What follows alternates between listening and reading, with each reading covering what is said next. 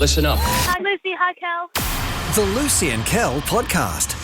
Hey, everybody. Welcome to the podcast for a Tuesday. A very hello to Lucy. A very hello back to you, sir. A very hello to Casey. Yo, yo. And I am also a part of what is going on. Hello, everyone. Thank you for being a part of the podcast. It's another successful one. Oh. We had one yesterday, and we're having one right now. So that's a success. 2 in a row. Woo-hoo-hoo! I know. We're so good at everything. We can achieve your dreams if you put your mind to it. How are you feeling? I'm still not well. Still got my cough, but it is. I'm just learning to live with it now. You're just learning to live with a cough for the rest of your life? Yep. Sounds good on Never smoked a cigarette in my life, but it feels like one of those ones where you've had a smoker's cough. Oh. Yeah. But I just think whatever I've had is in like deep in my lungs. It's going to be a while before I get it out. If any of the kids are listening, good for you for never smoking, because I was a stupid head and I did do a bit of smoking in my younger years and I regret it to this day. You know what everyone It's does? the- The vaping. It's Yes. so bad for you. I know. People are dying from vaping. And I'm like, why would you just swap out smoking to vaping? Both are going to kill you. Just stop. Well, it's an addiction. I know it is an addiction. But Try and it's- get some help with addiction. Yeah. I don't want people to die. You get one shot at life. Don't throw it away. It's a great platform to run for. I don't want That's people to true. die. I don't. Well, I'm scared for my life because Cal's got a window breaker in his hand. I do. I've Why been fiddling. are you throwing that around? Can I- I just stop? Here's a window breaker. If anyone doesn't know what that is, it's a little tiny hammer with sharp ends that if you're trapped in a room, you break a do window. you want to go all the way back to the beginning? Yeah. So here at the light, and no shade, because I'm not a structural engineer. I've had some time as a carpenter back in the day. But we built all of the studios here at the station with no exit. Yeah, So there's there's one door, way in one exit. and there's one way out. Yeah, in this airlock studio, Yep. if anything was to happen to that door, there's no way out. And when you're Yeah, building think about stuff... it. Where yeah. can you get out Why here? are they fixing it? No, well, this is the thing. Well, this So is the thing. I'm going to this get my is dad before- on this. Wait. This is before there's a door in this studio that leads out somewhere else, but for the longest time there wasn't a door. No. And when the studios were all built, of course, you need to get it inspected for all manner of things, including fire codes. And somebody pointed out, hey, guess what? If there's a fire out there, we'll all die in here. We everyone can't on air escape. will not be able to escape. So Yeah. this is the solution. So they That's installed this little hammer that you meant to smash that window, and then you meant to smash that window, which I don't know if it would work because it's a tiny hammer, but apparently it's a special glass smashing We've never hammer. tested it, though. We asked the No. question, has this been tested? And they're like, we're pretty sure it'll work. In Anyway, a fire. So this is the thing though. Yeah. Kel's sitting there playing with it now. I Yeah. don't know why. And you're standing opposite some computer screens and you keep talking and gesturing with it.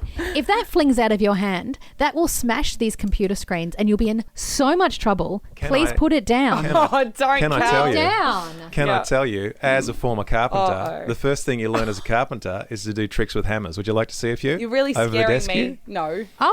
I'm happy to I'll see grab it. my hammer at home and I can flip it a couple of times and Really? catch it. Yep. And you holster it back into your belt like a... Can you do it with that one? I'm not going to do it over this. I'm not that silly. Can what you I will please do is post I'm a it? fiddler. But this I'll is the film thing. it at home. This is the You're a thing. fiddler? I'm a fiddler from way back.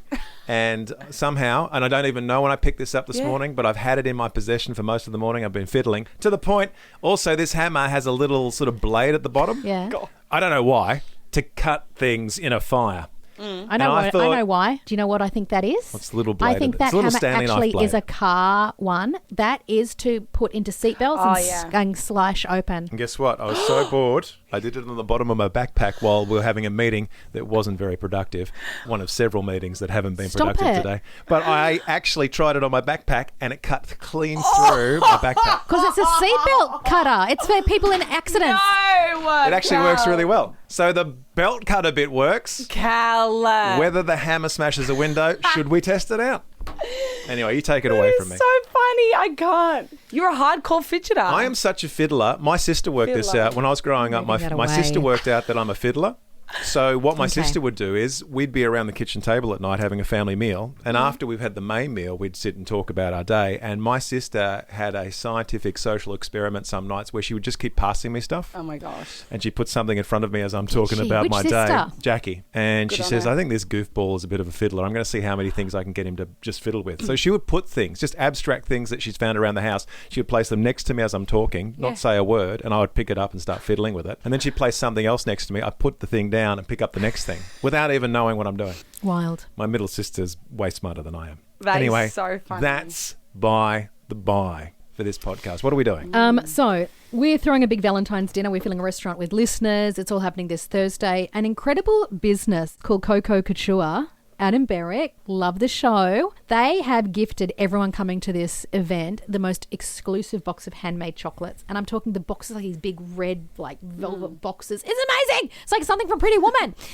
Coco Couture, they came in the other day to deliver it, and they gave you and I and Casey a very special gift, an even bigger box full of the most decadent chocolates that I have ever seen. Oh my goodness, you've never seen anything like it. I'm holding it up to the camera. They're all handmade. Can you describe them? They're all hand painted. They're really heavy. Oh my goodness, they're like a gold ones. They're all hearts? They're all hearts for Valentine's Day. Yeah, but they're geometrical huge. hearts. Yeah, they're geometrical. I don't know what that's There's also called. some little Lips? red lips. And they're huge. They're huge. And they're all different flavours. Oh, there's also a rose. I'm touching them all. I'm so sorry. Is Casey allowing us to taste test these today? Casey's got nothing to do with it. She does. She tells us all the time what we I can. said we're taste testing these. All right. Wowee. Wow. Okay. Wowee. You've gone to like friend. You've just mum zoned yourself. That Have was I? a mum vibe. What did I do? You just gave me mum. Well, I'm in charge. I am the parents. You must listen and obey. I am so mummy sometimes. But I'm excited because guess what is in this box? What else? What could be better than this geometrically shaped chocolate? You know, you won't know because you're never on the internet, but Casey will know. The viral Dubai chocolate that everyone is talking about. They've made a viral Dubai chocolate. Now, she said the lips are also Dubai. Would you like the lips? I'll have the lips. Okay. Thank you. But Kel, you and I are going to share this heart one. Okay. Good to go. Okay. Oh, they are like actual lips. This is so good. Oh my God. What's Yours in is it? chunky. Oh, I thought it was hollow. It's full of stuff. It's full of pistachio and the pastry inside Dubai chocolate. Are you So offering it's me some of pistachio this? and pastry. This is from the same lady, and this is a bit of inside baseball from last night. This is from the same lady. Last night, we were cooking dinner for the Don't kids. tell them this. We were cooking dinner for the kids, and we do tornado potatoes for the kids. Can you make me one? They're the greatest thing ever, Yeah, and they've they got are. chicken salt in the packet. It's the best. And Lucy's daughter, Shiloh, got through half of her tornado potato. And Lucy, I could see it from a mile away, like a seagull, eyeing it off. And then when Shiloh said, "I'm done here," we both went for the tornado potato. Both at the same time. We both grabbed it at the same time. And Lucy wrenched it out of my hand And and shoved the whole inhaled thing it. in my mouth. Laughing so he And couldn't have had any. no regrets. So the fact that Lucy is offering me this chocolate, as good as it looks and tastes, I'm very impressed. That's very nice. That was good. Is yours It's very good. the Dubai chocolate? Yes, the Dubai one. I'm glad I turned up to this podcast. This is insanely yum. That is so rich. I've never eaten anything like that. If people want to taste this chocolate, what do they need to do? Coco Couture. Look them up online. Where else could they have it? Coco Couture. Okay. Where else, though? This Thursday night, where could they have it? They could win their way into the event with us and they could get their free Coco Couture chocolates. Or honestly, they're a small business. They're run by a family that love the podcast and the light. And you can order online and you can get behind them. They've gotten behind us. If you ever need a gift, Coco Couture. So gorgeous. The event that Lucy is referring to is the fact that right now, if you head to the website, thelight.com.au, you can tell us your greatest love story ever told. If you are in a committed relationship, maybe you've been husband and wife for a few years, but there is a story of how you met, let us know at thelight.com.au, because on Thursday night, if you're listening in real time, there's a whole restaurant that has been fully booked out with a table for you. Lucy and I will be there. Casey and Riley will be there. It's a romantic Do you night. get nervous? With what? Like, are you nervous about going and meeting lots of people? No, I love it. I've met listeners before. Show 3000. Ladies of the Light High Team. I love that you've got a mouthful of chosen. chocolate as you're talking. You Oh, know- sorry. You don't know that. The I'm a listeners bit don't know. nervous. Why are you nervous? What do you I mean? don't know. I've got perimenopausal anxiety. It's when you have anxiety for no good reason, What but you if- have menopause. What if I sit on your table with you and Kel goes? Would that make you more happy? Yes. Yes. Just you and me having romantic dinner. Great. Yeah. Done deal. Sorry, Kel. Sounds Kel. None of what you just heard is made up. There was a genuine offer from Casey and a Genuine. genuine acceptance from Lucy. Yes. All right. Beautiful. Any more chocolates? There are, but right. they're not for you. No, I'm going to have some now as you enjoy the rest of the No. podcast, everyone. Give me some now. No. The Lucy and Kel podcast. Last year, producer Casey got married. What? Yeah, I know. We were there. We're the only people from work there because we're the only people that count. Were we? Were we the only people from work there? Oh, Yeah. that's awkward. No, not for us. Just means we're A-level top tier No, friends. it's awkward now that you're reminding everybody. Anyway. You realise you're on radio, right? I do. I'm a bit footloose and fancy free. So we went to Casey's wedding. It was outside. It was very sunny. It was very hot. Not Casey's fault. You and I sat in the direct sun We sweated like nobody's Well, the business. story is we didn't know which side to sit on. I know, and we should have sat on the other side, which was the shaded side, but we thought that was Riley's side. Turns out it wasn't, it was Casey's side. Anyway, they had a big basket of parasols there for you to take. We took a parasol. Thank goodness for the parasols. We opened the parasol and we sat under the parasol for a couple of hours. It was amazing. The service ended and I was like, what a beautiful wedding token is this parasol, this big white cream wooden parasol. I was like, this is the most glam wedding token. I was like, some people give you bombonaries of sugared almonds. Casey's bought me like this big expensive parasol. She assumes. I assumed. So I was like, I said to Kel, I'll be back in a second. I'm just going to go pop this in the car to keep as a memento of the wedding. So I went and I popped it in the car, didn't think anything else about it, had a lovely time. No one at the stopped you? wedding. No one confronted you as you were leaving No. the wedding area? And then I said to Casey after her honeymoon, when she got back, I said, hey, that was such a lovely idea, your wedding tokens. She's like, what wedding tokens? The little tea stirrers. I said, I got the tea stirrer, little tea stirrer and rosebuds, loved that. Took a couple of those. I said, no, I loved the beautiful parasols you gifted everybody. And she's like, Lucy, they belong to the venue. They were not gifts. They stay there. So And you've I'm stolen. like, I said, Casey, I've got one in my boot. And then I looked at it, and the more I look at it, I was like, this is definitely not a wedding token. This is definitely now you know a it's- parasol from a venue that I've stolen. Anyway, so I had it at home because my daughter quite liked it because she's into these kind of things. It's surprisingly in one piece because it's not necessarily, it's not made of Well, material it's that made of lasts paper as forever. well, It's like made out of, it's very paper delicate and yeah, wonderful. very delicate. And anyway, so the big news is not the big news. Well, there's no Big news today, big guys. Big news today, guys. Headlines: Lucy cleaned out her daughter's bedroom on the weekend. I cleaned out my daughter's bedroom and I found this parasol. And I know my daughter well enough to know that she likes things for a season. And I thought, you know what? I bet Casey doesn't have a parasol from a wedding. A, because she would have had to steal one, and B, because I was the only person who did steal one accidentally. And then I thought, you know what? This would be so lovely for Casey's memory box. Oh, so you're assuming Casey doesn't have a parasol because... No, she didn't steal one. Because she knew the rules. Her husband wore a hat down the aisle and he threw it and I caught it and I gave it back to them for their memory box. And so I thought one day she'll love this and she'll look at this and be like, that's the parasol from my wedding that Lucy stole. And so this morning I brought it in and Shiloh said, what do you do with my parasol? And I said, I'm giving it back. her parasol. Yeah. I said, I'm giving it back to Casey. And Shiloh goes, I think that's such a good idea, Mummy. Then she's got something from her wedding she can remember. And I said, yeah. I said, much better going back to Casey than in the bin or in your bedroom. And what did Casey do to you this morning? She said to me, I don't want it. And I said, why? And she goes, I lost my bond over that parasol. And then I nearly had a heart attack. And then she started laughing and I realised she was joking. And was that is very- the story of the parasol. It was very well delivered. Oh, At well done. 6:18 on a Tuesday morning. Come and get your parasol. I'll bequeath it to you. I'm doing the official handing over of the parasol. All right, here we go. Oh. There you go. Thank you, my lady. You're welcome. No, because She's I was the never only one who seen one stole before. it. I've never seen my parasol. Should we, and I don't know how much response we'll get because I think it's very brave of you to... When have you stolen something? No, when did you accidentally steal something? When did you realise you've taken something and it is stealing, but you didn't think it was stealing? No, it's a very specific I question. don't know if anyone's ever done that but me. I think there are people that accidentally walk out with stuff, not knowing that they're actually stealing it. Like you actively walked out with something thinking it was a gift. Yeah. Oh, I mean, you decided it was a gift without talking to anyone about it. Many years ago, I was in Walt Disney's private dining room in Disney World because I was with someone who was famous and they took us in and I was with my brother-in-law at the time. And as we left Disney World, he said, check your bag, and he'd put a salt shaker in my bag. Hang on, so he's stolen something from Walt Disney, Yeah. but he's Just put a it in dining your room. bag Yeah.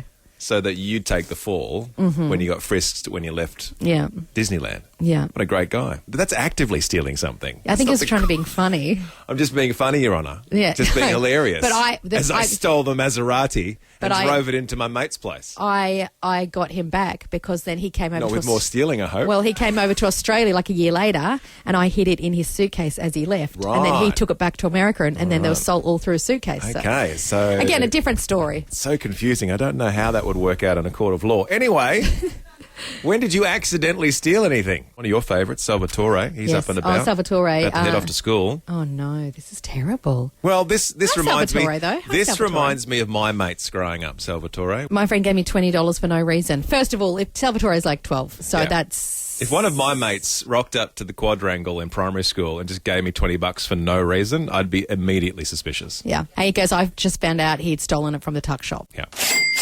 And this is what we talk about, kids. It's terrible, It's your Salvatore. friends group. You really have to sort out your friends group early.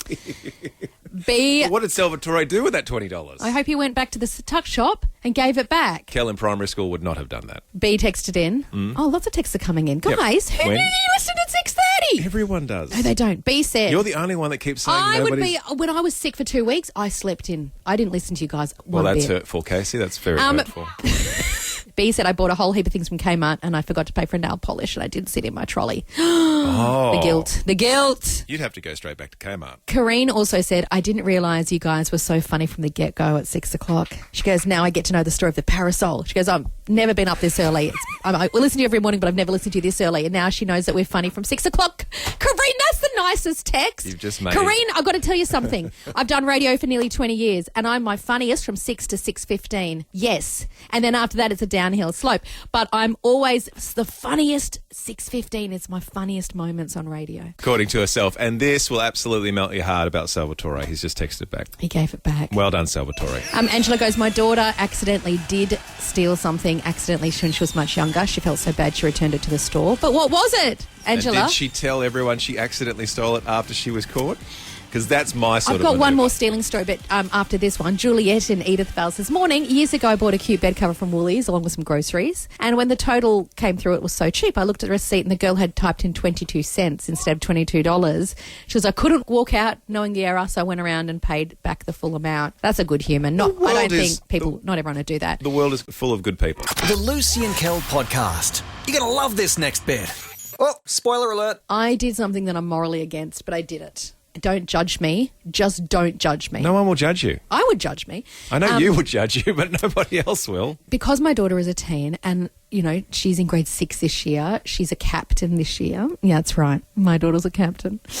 I wanted to set her up for the best year possible, right? And it has been a hectic end of the year. We'd been away on holidays. I have been really sick. This is a long runway of excuses leading up to why Lucy did something. My daughter's bedroom ended up being a bit chaotic. And so this That's past... very diplomatic. This past weekend... A slightly chaotic. I've been in bed for 2 weeks sick. You know, it's just gotten out of hand. So this last weekend, my daughter was with her dad. Just say it. I cleaned my daughter's whole bedroom. And I'm talking the thorough clean. I'm talking I pulled everything out. Now, what happens when I slightly rearrange the kids' bedroom after they leave to go back to their mothers? What happens when I just do some vacuuming? Kel's kid's bedroom. When he comes into his kid's bedroom and he makes their beds and does a bit of vacuum, I march in and I go, what are you doing, Kel? Well, You're they'll never have a full-time job now. I was like, you're not teaching your children anything about responsibility and cleaning, Kel. Well, if you're going to clean up after them their whole lives, they're never going to learn how to clean themselves. They might as well be sent to jail immediately. I 'cause have- that's their whole future. I have lectured Kel so many times about cleaning I'm like, his kids' okay, babes. bedrooms. Because Kel does. Kel cleans his kids' bedrooms. And I have judged him and I've said this is the worst thing you can do as a parent. This is different though. Because I don't do it all the time and it's just like a once a year clean. I pulled everything out. It's a once-a-year clean that took 2 full days, everybody. That's how much. Like I pulled the whole bedroom out and I went through everything. I rearranged the whole bedroom. I took her bed apart and reassembled it so it was nice and tight for the new year. This is a level of mothering. How many garbage bags came out of that bedroom? 4 garbage bags. I got rid When of was hard 4 rubbish garbage in our cul-de-sac? 2 weeks ago. Yeah. Would have been nice if we'd I done know, it this would have been nice. I was sick. before hard rubbish. I pulled it all out. I did everything. I made her bedroom spotless. It is extraordinary. I rehung things. It was amazing. And I'm morally against people cleaning their kids' rooms because I'm like, you can't do that. You've got to teach kids But to you feel better about it yourself? But I do because I wanted to set her up for a year because teens, they're going through enough. And I said this to my daughter. I said, you guys are going up. You're growing. Your hormones. You're learning. You're studying. It's hard. So if I can set her room up to soar for the rest of the year, and I've said to her, now it's this state, we keep it. You keep it, not we. You keep it in this state. You keep it clean. Did you find anything interesting? Yeah, I did. I have found... Did you go through any diaries? Oh, moving on. All right. I'm not going to answer that question. I found... No, she's pretty good, actually. The only thing I found that was questionable was I found around 15 cheese stick wrappers. Oh, wow. My daughter loves a cheese stick in bed, I've decided. She loves a little cheeky nightcap of a cheese stick. You know those stringers? Did you know she was grabbing cheese sticks from the fridge and smuggling them into her room? Not really, but my daughter loves a cheese stick. And Is she hiding them in the pillowcase? I know, but I just found cheese stick wrappers everywhere. Like you'd find it in a pencil case, or you'd find it in a box, or you'd find it in a sock, or you'd find it with a toy. I just found cheese stick wrappers, and that is what I kept finding in my daughter's bedroom, cheese stick wrappers. No food, no empty food, nothing rotten. That's absolutely food. It's cheese sticks are empty food. wrappers. It's wrappers. Okay. You're saying actually uneaten food. No, I didn't find uneaten food. That's what I'm saying. What? You're very defensive. No. It's fine. I found empty wrappers is what I'm saying. Which isn't food. No, it's not it's food. The so it's not bad. Of I'm not food. mad. I'd be mad if I found food. Yeah. If I found food in the kids' room, I go right in my off. kids' room. I go right off. Well, because I nearly killed the dog once. Anyway, listen, we digress. The dog ate 6 Freddo frogs and we had to get it to the vet immediately to have its stomach pumped. Because of your daughter. What's the big deal? Listen, we've talked for 30 minutes now. 1300 777 899. You're probably wondering, what are you talking about, Lucy? Where is this even going? I want to talk about the things you find in your kids' rooms. Lorinda in Carrum Downs, hello lovely, she's texted in. She goes, I found a chicken nugget in between the couch seats that my son said he was, and she quotes, saving for later. Look, as a boy myself, that makes perfect sense. I can't believe you put your hand down a couch, pulled out a nugget, and he's like, oh yeah, that's where it is. I'm just saving that for later. I'm saving my salmonella for later. There was an age range as a young boy where I would have gone, thanks, Mum, and then eaten the nugget in front of Mum that had been wedged in the couch. That would have made sense to me as a young man. I love there's one nugget too. I know. Just one nugget. Sarah in Bayswater said, I was cleaning my 9-year-old's room and I found 10 half-eaten muesli bars stuffed in a shoebox. Like, what was this? Some sort of savings account. That is weird. I wonder if they didn't like the muesli bars. They didn't know how to tell you. So they had a bite and then hid it in a box. I guess it depends on what muesli bars they were. Yeah. Jess in Ringwood's texted in. She goes, I thought I'd lost my diamond earrings months ago. Then I found them in my daughter's room inside a Barbie handbag. Oh, someone's playing dress-ups. It's expensive Barbies. Very expensive. Barbie has expensive taste. On the phone, though, we have Listener of the Year 2020. Drumroll, please. Gig in Emerald. Hello, Gig in Emerald. Good morning. I'm so glad you've called in and weighed in, because when I was talking about cleaning my daughter's room, I actually thought of you, Gig, and I was hoping you weren't judging me for doing one big thorough clean. Well, because I know you're an organiser. Yeah, I was going to say, for She's people a that don't know, professional organiser. Gig actually goes and professionally organises other people's But also, houses. Gig's kind of person you would have taught your kids how to clean at an early age. Like, they would have been 1 year old and cleaning, and Gig would have been like, I've taught them. So, What is the question? Gig, are you okay that I did one big thorough clean? I'm going to highlight two really important things before I let you know what I find in the girls' room. Yes. So our girls share a room now. First thing is children actually don't have the fundamental skills to be able to organise, clean their rooms thoroughly. Yes. Because we have so much stuff these days. They do. 4 times a year I go through my girls' room. Absolutely. Great. When they're away on camp, they come back and they know their room is reset. It resets their brain. Second point is you're finding cheese sticks. Yeah. Now, the most imperative things to mental health is protein. Yes. She's eating protein. Yes. It's a good thing. It's a win-win. Yes. It's a win-win. It's Gig. another example of I wish Gig was my mum. I wish Gig was my mum. We have a segment called I Wish Gig Was My Mum. Gig, you've made me feel on top of the world. Like, I'm finding protein, so it's a good thing. I'm doing a deep clean. I'm not a bad mum. You're right. I didn't think about it, but you're right. Like, when you've said it that way, they don't have the brain capacity to do thorough organisation, which we do. Like, and I like organising, her pens and her sticker books. Like, I enjoyed that part of it, Gig. Some parents don't have the opportunity to organise their lives either. That's why we have people like Gig. What did you find in your girls' room? In the deep clean. Always odd socks. That we marry the socks back together. There we go. So a lot of people think odd socks go off to another dimension. There's a portal inside the washing machine, but they're actually ending up in Gig's daughter's room. There you go. Thank you, Gig. Wow. Thanks, Gig. I feel so much better. Thank you, Gig. The Lucy and Kel podcast. We have learnt, we all know, we have to be intentional about date nights, because once life just starts coming at you at a rate of knots, and you've got the kids and the mortgage and the bills and the dogs are throwing up and you've got work pressure, we often forget to invest in our relationship. You do. Because you take each other for granted, you got each other's backs, and life gets in the way. it does. And so you've got to be really intentional with dates. And Kel and I have talked about this sometimes. Even the other night, a couple of weeks ago, I said, we need to go out. And Kel's like, oh, is there something you need to talk to me about? Do we need to go out and have like a big chat? Is it about the kids? And I laughed and I said, no. In fact, I want to not talk about the kids. I said, I just want to go out and have a Lucy and Kel date and just have a real fun night where we go out for dinner and it's just us and we don't no kids. No kids, and we don't talk about things. We just have that moment of reconnecting about why we're together, which is why we love each other. And you were like, oh, okay, great, let's do that. And then Kel said, actually, we're doing that on Thursday, so let's just do it then. Save the money. Well, it's technically a night out. It's our date. We'll be at a table for two. So good. Surrounded by about 30 other light family members. But it does get me thinking about those great dates that you've gone on with your partner. Maybe it was your first date. Maybe that was the best. Maybe They're either always the greatest date or the worst possible date that turns into a great relationship. Our first date is my greatest date. Is your greatest date, yeah. Do you want the context for everybody? Yeah. Well, I think the context of our first date, because we obviously are now married happily, but at the time we were both very single. Yeah. I had committed to a very single life. Yeah. I wasn't expecting to be in a relationship with anyone, let alone Lucy.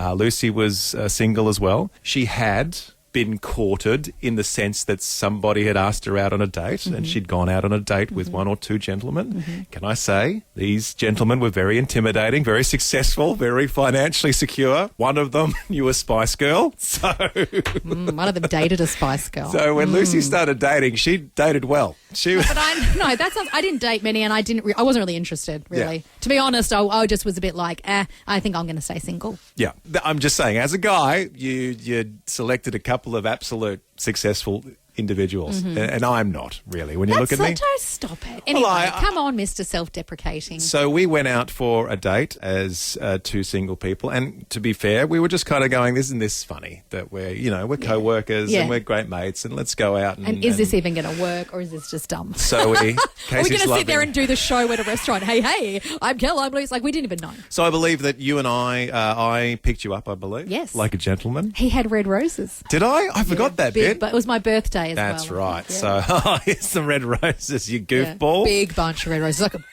like a huge one. And I didn't know this at the time, but Lucy had not really gone out to fancy restaurants. Restaurants. Wasn't part of my thing. I'd never been taken out to a fancy restaurant ever. So I'd taken her out to a restaurant that I just knew was great, and it's in the city. It's in the city. It's next to a very famous. Well, not a station sponsor, but Movida. Yeah.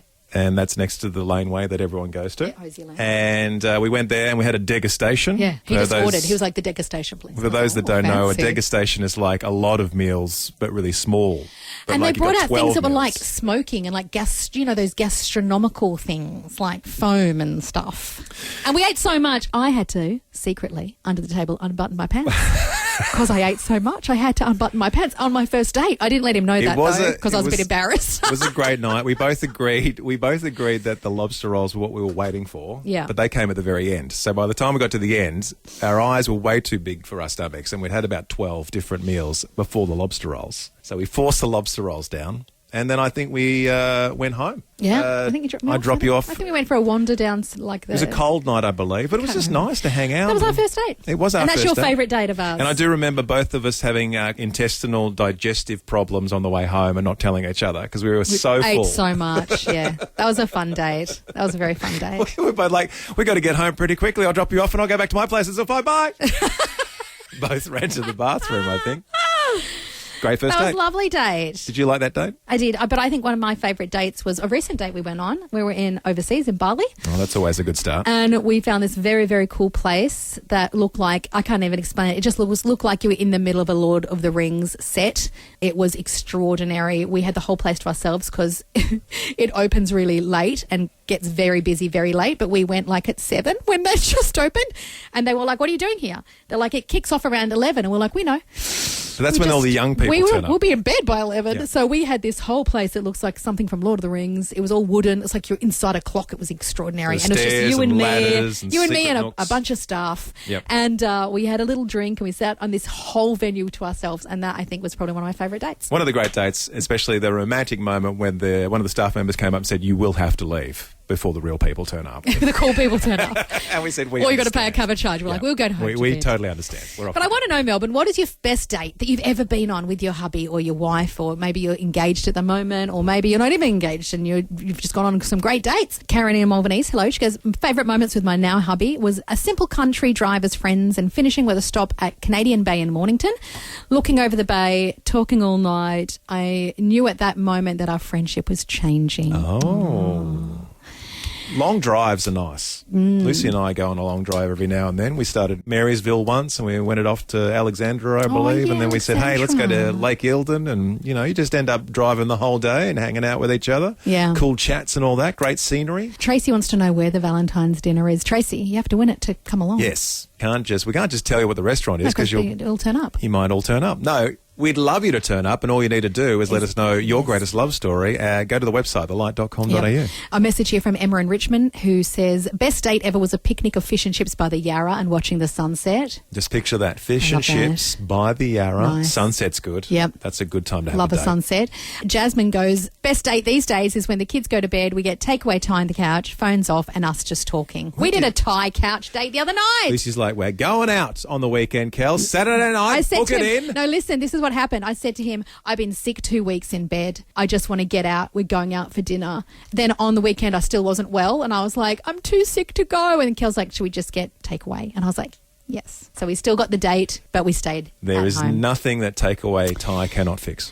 Claire in Brighton says, best date of my life was at Attica. Degustation, storytelling. I felt like I was in a Netflix food documentary. Really? I've not been there. Nice. And Sophie in Docklands takes it home. She goes, and you'll like this one. I haven't been here, but I know you have. Fancy date at Vue de Monde. Yes. She goes, the views, unreal food. She goes, it was such a big deal. And then he proposed. Still unbeatable. It was and is the best date ever. I went on a very romantic date to that restaurant with Peter Hitchener Name dropping much. and We his bend over and manager. pick that name up. And his manager. And I had a great conversation with his manager. His agent, I believe. She was fantastic. There you go. Yeah, and the food was good too. But Sophie got proposed to at Vue de Monde. I did not get proposed to. The Lucy and Kel podcast. And dare I say, at the end of another successful podcast, thank you, Lucy. You're very welcome. Thank you, Casey. Thank you. We are back tomorrow for a big Wednesday one. Will there be chocolates on the Wednesday podcast? I reckon there will be because there's so many here. Oh, we're not giving these to the rest of the staff in the station? We're not going to put that at free food corner on... If any staff member listens to this podcast... They don't. Well, exactly. And they come to me and they say the secret word of, may I please have the cocoa couture chocolate? That is the secret word? Going to make it some random word that doesn't mean anything. Okay. Just out of the blue. Random. Go. You've Boom. got to come up to me and you've got to go, yap-a-doo-doo-doo. What? No, okay. I let me will try- allow that to be the phrase if you can I do love it that. twice. Yeah, yap-a-doo-doo-doo. If you come and say that to me at my desk, I'll give you the chocolate and it'll prove that you listen to the podcast. Great. Well, that's great fun, and I hope somebody comes up to you. Hopefully, Yap-a-doo-doo-doo. hopefully in upper level management. Can you imagine the CEO come up to my desk and he's like, Lucy, yap-a-doo-doo-doo. I'd be like, here's your chocolate, CEO. Well, you're going to have to keep them. How long is this running for? For 48 hours. 48 hours. Great. You've got 2 days, everybody. And on that bombshell, we're wrapping it up. We'll be back for a Wednesday podcast tomorrow. Until we meet again, everybody. Yap-a-doo-doo-doo. Well, that's all for now. But you can download more podcasts anytime or catch Lucy and Kel live weekday mornings from 6 till 10 on 89.9 The Light. This is the end bit. This is the end bit. Woo! This is the end bit Yeah. of the show. And bit. Yap-a-doo-doo-doo.